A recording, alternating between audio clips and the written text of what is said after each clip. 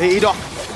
Shortcut. Oh, full man dive. Kyrie will be forced to take that. Sans trying to cut away. Hazel going to be caught as well. Has the immortality. Sans now from the back bottom. Rins walking forward, dashing. Win the crown already. Immortality bot for Sans now to try to cycle into item. CW nowhere to be seen as Press goes with vengeance and is still able to cut away. Gets another. CW with a snipe. Direct. RRQ has a window here. Rins catch the bushes.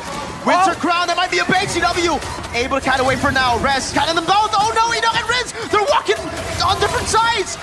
Look at Lord. Oh, Kyrie looking for it. Hazel still wins it out. Rez versus Rins. Oh, Rins no. stealing the curtain call. Now in the back as well. Toy in the mid lane. So trying to go for the end game. CW kiting away. Kyrie walking back. Recon. Peel back, protect the Ranger and the Sicilian. Hylos. Well, he asked for peel back, right? And the Hylos does come through. Let's talk about winning lanes now for both of these teams. We're gonna see exactly what they're made of as we enter the Land of Dawn for the Royal Derby between RRQ and ONIC. Game number 1. Here we go. Ladies and gentlemen, here it is. The debut match for this new ONIC, and it's up against the first runners-up of Season 14. There's no idea what to expect as of right now, but again, keep your eyes on the mid lane rotations, but also in that gold lane, right? Two gold laners with a lot to prove and a lot of questions thrown at them.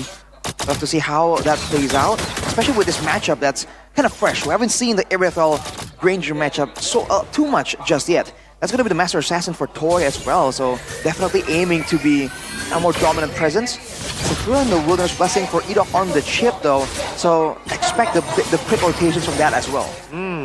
That's why he went for the Valentina. Rins just zoning Sans away from this wave. Catches him with the claws, but that's a Rins win. Sans will lose out a bit of minions, maybe the entire wave, because it's actually pushing towards Rins. Yeah, Sans wasn't able to actually push it all completely, so it's left halfway pushing for RRQ. A great start, technically, but what can they do with that? Dyron already getting kind of low. It is a tough matchup, a CC against anyone, but Kyrie is in the area. Hazel gets a two-man stun! A flicker rock, Sanguine Claw, Revitalize coming down to Keyboy. Very low, Hazel with the Queller. 1 HP, Kyrie jumps it forward. Edok gonna be able to get the stun down onto Kyrie. Flicker, shot another stun with a blade surge. Kyrie wants a kill before he dies. Hazel unable to get the kill. Kyrie dashing away with first blood. Can Hazel chase him down? Kyrie tries to go for some damage, but ends up dying in the end. That's a 1-for-1 trade, ladies and gentlemen. Kyrie for Edok. I mean, in the grand scheme of things, you did mention RRQ's early game prowess, and that's exactly what we're seeing right now with no Kyrie on the board as well. Hazel trying his luck on the neutral objective. He's kind of low, will be forced to retreat with the zoning coming in from Rez and Keyboy. But that's the story for now. RRQ being able to utilize their early game aggression for a little bit more here, I see. Oh, touch with the AOG, locking him down there. Oh, still, great retry from Kai. Dyron walks up, gets a big pop. Now it's Rez, all alone, left to deal with 5. Toy takes the shortcut back up to lane. 2-0 trade, ONIC pickups neutral objective, and surprisingly so, Kyrie's actually 2 levels above Hazel right now. I mean, he was still able to get that turtle, but in exchange for 2 kills, still somewhat even right now, but the longer the game goes, the more there's a chance. This is the issue with these global ultimate heroes. The longer there's a chance for RRQ to go for that massive shortcut play and just turn things around. ONIC definitely wants to kind of scale up, let Sans get that damage, get the CW, get the stacks, but still, against RRQ, that's an X factor that's always in your minds. Oh, look at this talent prediction though, wait a minute. Eterna, we've switched places, now I'm the one with Papulo. And you know what happens when you're with Papulo. You get it right. Win? Oh, you get it right. Okay, we'll see. Did he get the Ultra Ego one right? No. He's 50-50 today, right? Yeah. Oh, maybe no, Geekfam also lost. He's 0% right now. Well, not looking good, Arashi Hoshi. We'll find out, we'll wait and see.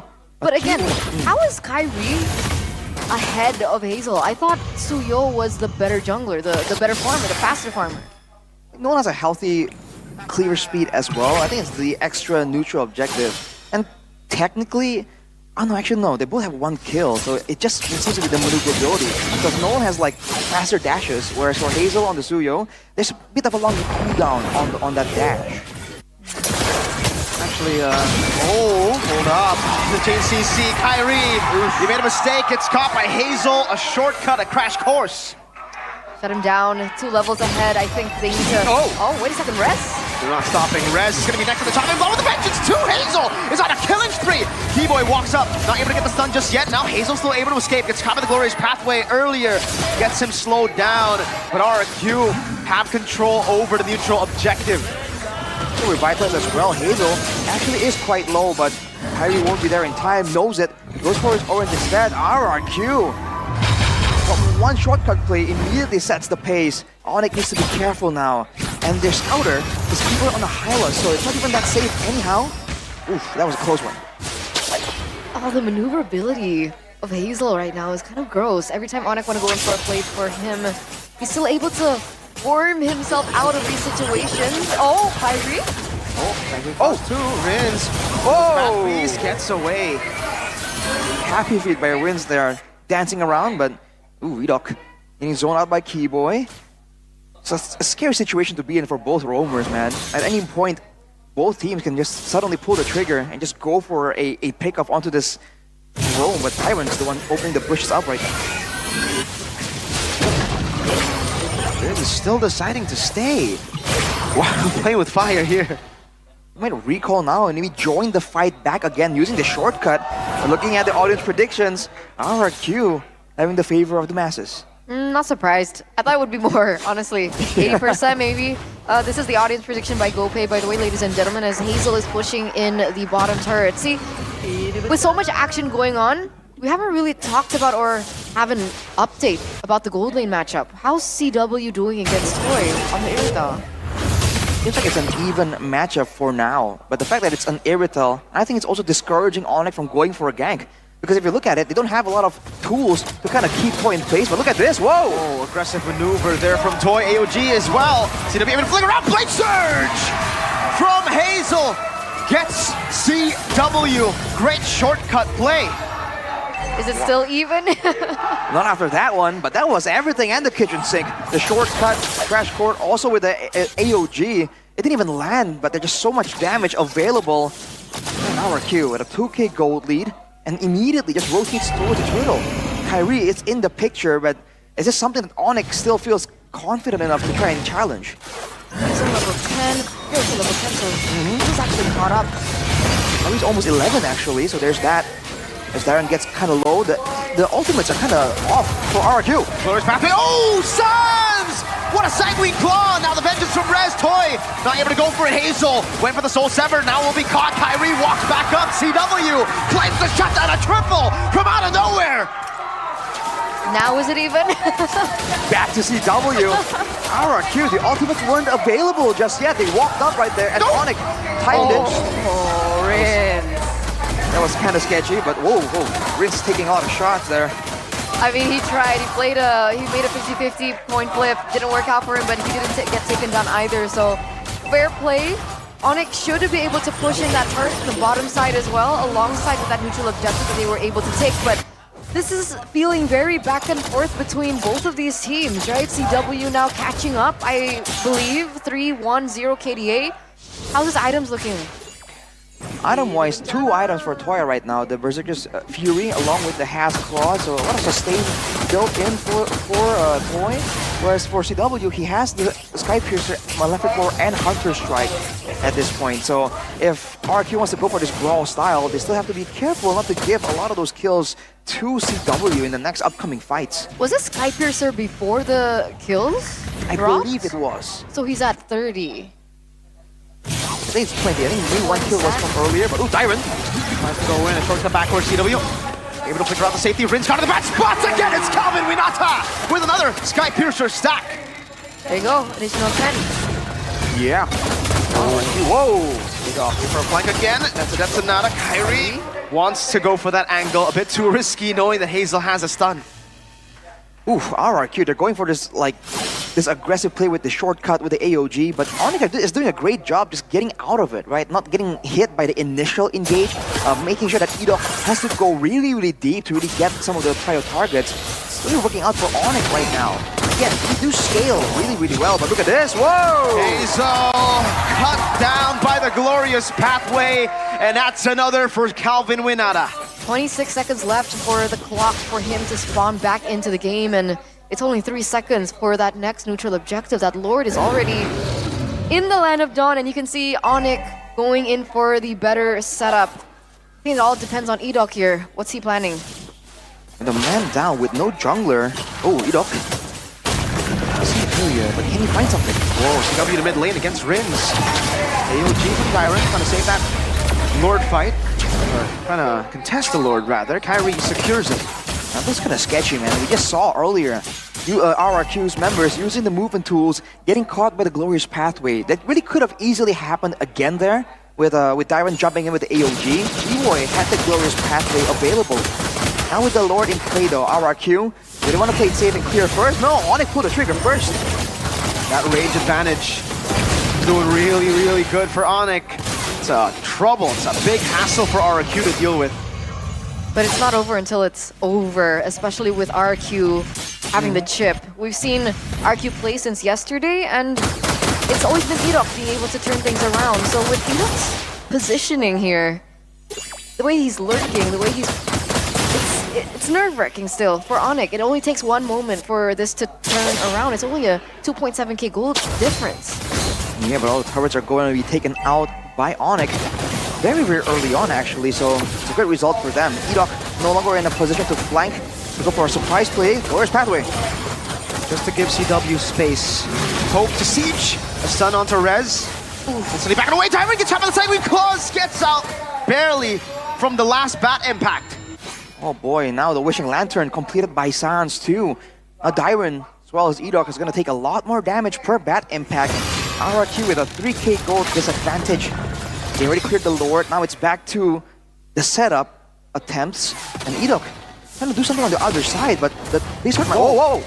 With a shortcut this time, CW able to flick around in time. Edok very low, Rez cuts him down. Now with a vengeance, Hazel. Oh no, not like this. Kyrie going for the chase. Hazel with the retreat. Hazel, a grand escape is what he's looking for, but all CW needs is just one last shot. Hazel tries to juke, he tries to go back in, and CW just takes him out. Unfortunately for him, that's a 2-for-0 trade now, and that's a man disadvantage. They should be able to control completely over the enemy jungle, and man, it's not looking good for RRQ. It seemed like they were jumping onto the res on the CC, by the way. Not really the ideal target. So ONIC is just making it difficult for RRQ, limiting their options, forcing them into hard decisions here. And now with the siege coming up again, ONIC's poke is just relentless. Rins picked up the Starlium Scythe, by the way, for the Valentina. Let's get a bit more burst damage. But if you're talking about burst, man, at this point ONIC are the ones with all the burst. In fact, Hazel, I feel like, has been going in and really miscalculating the amount of damage he can actually deal. Maybe that's because of the gold discrepancy. But they need to kind of clean up as we take a look at the MPL Extremer by Good Day Coffee. It's gonna be Vin. Captain Vin. Captain Vin. That's captain to you, Arashi.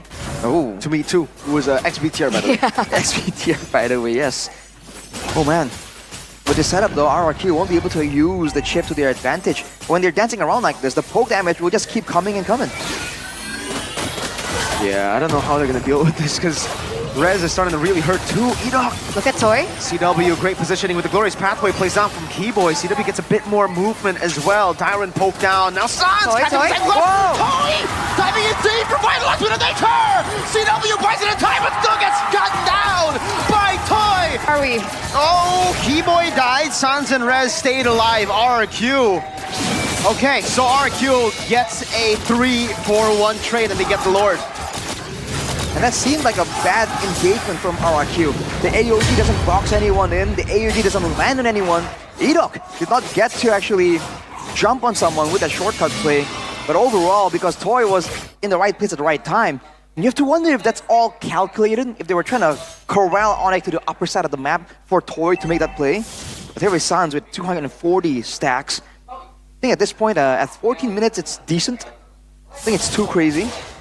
But it's only going to get higher and higher. Same thing for CW. With this Lord, I feel like RRQ are going to be pressured to try and find something a bit more decisive.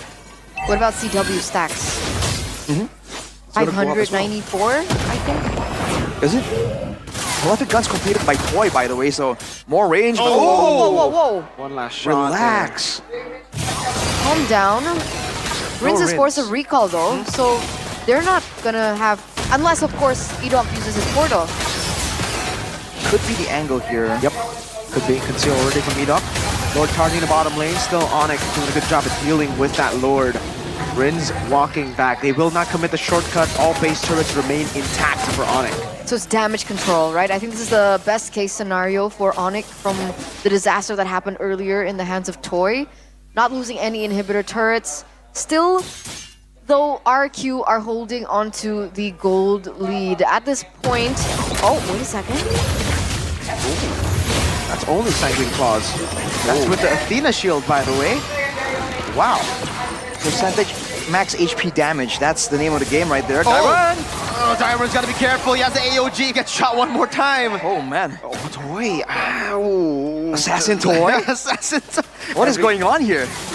He's Oh man. Super. You'll be farming to get some more items. He just stands there. He already has menacingly. full, to be fair, so maybe not, he doesn't need items anymore.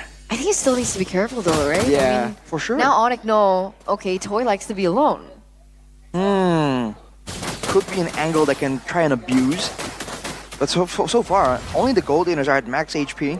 And you can see that Keyboy is gearing more for the longer duration fight with the blade armor, with the Cuirass Dominance Ice. For Dyron, it's all about just surviving the initial burst with the Cuirass and then the Athena. If he can kind of survive long enough to get an AOG off, that's the best he can hope for against a composition like this. And oof, Rinse. Gotta be careful, man. He's been aggressive again and again, but ONIC have so many ways to punish over-aggression here. The Sanguine Claws, with the Glorious Pathway as well. A great benefit to RRQ, though, from the previous fight is also the fact that CW lost some of those stacks, just got taken out. So that's another factor that ONIC has to kind of contend with. 6 seconds left for the next Lord to spawn into the game right now. Seems like RRQ have a bit more control. Wait a second, what's going on in the bottom lane? Where they're pushing the waves. It was a setup, I think, for Edok and Hazel to potentially go for a pick-off or go for a split push play. Whoa, hang on. shortcut. Kyrie in the tough spot. Page 5. They're all going to try to take the shortcut. Sanguine Claw Rinse flickers out the safety. Edok though, and Dyron cut out by Keyboy with the Glorious Pathway. Dyron, can you escape? He has the AOG. Can he get the range? Keyboy stuns him once. Dyron watching over the AOG. Does pop it in time. Rez right there to cut him off one more time with the Sanguine Claws, but Kaisel will get the Lord. Dyron bought enough time. It's a bait. It was all a bait. It was all a setup by RRQ. ONIC completely tunnel visioning on Dyron there, and RRQ gets the Lord uncontested. 17 minutes into the game. That was scary though. Kyrie getting out of the shortcut play, so great awareness there. But afterwards, it seemed like RRQ were gonna get cut off, but they just stayed calm and immediately looked for options, alternatives. Now Dyron's gonna be up in 10 seconds. The wave on the bottom lane is actually holding the Lord back long enough. They might be able to get a full 5v5. But against this composition, again, it's just not that simple. Even when they have the 4K, almost 5K gold advantage, even when they have the Lord, this is a tough situation to crack. Look at this. Rins has stolen the Glorious Pathway. Oh, they will push the bottom lane, so it's going to march it alone. Interesting. Not going for a simultaneous push, but they get the first base turret. Wishing Lantern for Rins, by the way, on the Valentina. Wow. Oh man! Always damage. Glorious Pathway from Rins. Trying to zone them away. 2 base turrets now taken down up top and down below for RRQ, and they are happy with that. Still can't push further than that, right? Inhibitor turret in the top side, inhibitor turret in the bottom side, but that is something that RRQ can utilize to their advantage in their next upcoming Lord Dance. That wave is going to be naturally pushing in favor of RRQ, but Toy is still there. He might be trying to just stick around, knowing that he has so much range, so much mobility as well with the sprint. Again, there's ways to punish it still. Now Dyron's the one on lookout duty, sitting out there. He just finished a Twilight Armor, by the way, so just really gearing up to survive the initial burst and then go from there. I feel like the idea now, when it comes down to the team fights, is whether or not RRQ can get their hands on the backline. If Toy gets to skip everyone and get to the back line, I feel like it's still a very winnable fight. But if it's a front to back, especially if the frontliners actually get chunked down by Sans, by CW, I don't see a way that RRQ can actually win this properly. So what do you think? Do you think Edok needs to look for a flank? Is it depending on that? Does Toy need to create another play similar to what we saw earlier on, or is it, or maybe Dyron has to look for that opening? Like the main playmaker has to be Edok, deciding the macro movements for sure. If Dyron can get an ideal, I use that word, you know, it's a really vague word, but if you can get an ideal AOG that hits multiple people, that pushes CW or Sans towards the rest of the team, I feel like that will be the solution. This is it? Ooh. But gets spotted though. Zooms out of there. Okay, nice call. Opening up the map there. They're gonna be able to spot out. I thought Edok might have found an opening, an angle towards CW. He still might have that actually. Look at Rins now and where he's positioned. Let's stick around and find ways to maybe punish Kyrie or CW if they overextend. And you can always join the fight with a shortcut. That's the big advantage. But oof, man, Dyron has a tough job right now. No really easily built-in sustain and doing taking a lot of damage. But look at Rins. Oof, Gets spotted out. spotted out. Yeah. Takes a shot with the Blood Wings. Rez down below. Hey, Edok. Shortcut. Oh, full man dive. Kyrie will be forced to take that. Sans trying to cut away. Hayes are going to be caught as well. Has the immortality. Sans now from the back bottom. Rins walking forward, dashing. Win the crown already. Immortality bot for Sans now to try to cycle in the item. CW nowhere to be seen. His press goes with vengeance and is still able to cut away. Gets another. CW with a snipe. Dyron and Rins chasing him down. Who got the Lord earlier? Another shutdown from CW. It becomes 3 for 3. It's RRQ, right? I think so. Yeah. I think Hayes secured the Lord in the midst of all There that you go. chaos. It's an evolved Lord. 950 stacks. Wow. Oh man, but no marksman in sight here. Whereas for ONIC, they have the quote-unquote strongest late-game presence, that gold laner. Kyrie is also up in 10 seconds, by the way. RRQ, what's the plan? What's the play here? They're kind of forced with some urgency, but they might not be able to do anything with this Lord. No, I don't think they can. Well played. We're still in this game. ONIC somehow are still in the game. First game already at 21 minutes. Is this our longest game so far? I think it has to be. And things really could have been different, but at the last second, CW landed a Death Sonata onto Toy and it executed him. If Toy was alive there, that would have been a whole different story. With the mid lane, with the gold lane, and the EX lane available, they could have made a play to really go for the quick end. But now, once again, RRQ faced against the infinite stacking of ONIC. And now the gold difference also has equalized, but RRQ has all the base turrets, and they have that macro playmaking tool, so whose game is it? You can't really tell. That's why the tension in the arena is building up right now. The audience is going dead silent. I mean, it's all going to fall into the hands of Edok, right? If he's able to make another play like before, then there is a chance. But I agree with you. The clock is definitely ticking for RRQ. Sans alone has 372 stacks as a Sicilian. He's full item, almost full item. With a Holy Crystal to boot, he has a Divine Glaive as well, right? Yeah, he does. Divine Glaive as well. He only needs to complete the Cloak of Destiny if he wants to, or go for a different item. Yeah. For RRQ right now, the fact that the chip can't really engage as reliably after the nerfs is really hurting them. The only reason why they got Kyrie there is because they were jumping on CW, and Kyrie was kind of left out in the middle. Winter Crown for Rins, potentially for a deciding play, but if you're looking at the damage numbers towards the minions, towards the jungle creeps, ONIC is doing a lot of damage, and they're going for a conceal play. Yeah, he just sold his boots for conceal, by the way. We get a reaction from the crowd here. Wow. But yeah, he just swapped the roam boots for conceal for that one play. Interesting, it didn't pay off. There wasn't, Edok as well as the rest of the team wasn't really there for them to actually punish. Now it's back to the Lord Dance. Gonna push for RRQ, but ONIC, they can force engages really well with the Glorious Pathway with all that. So, as I say that, Glorious Pathway, catching Rins and Edok. The conceal out though, just in time.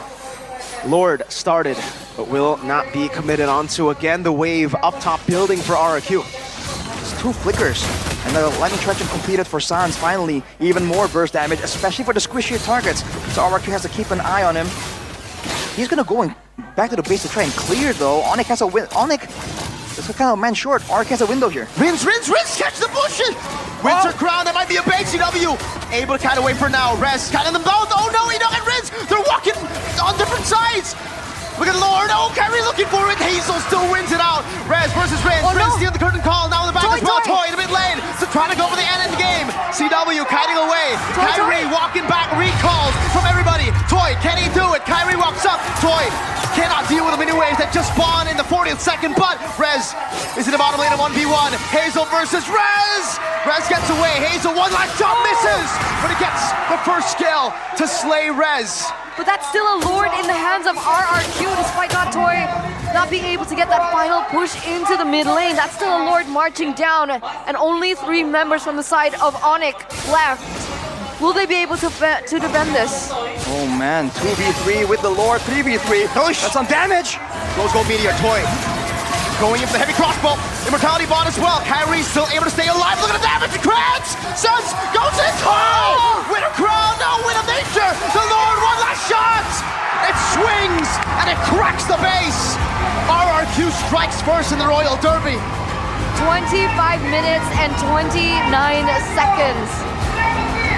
Ladies and gentlemen, that is the longest game that we have seen so far, and we expected nothing less from the Royal Derby, the opening game of this best of 3 series. RRQ with hard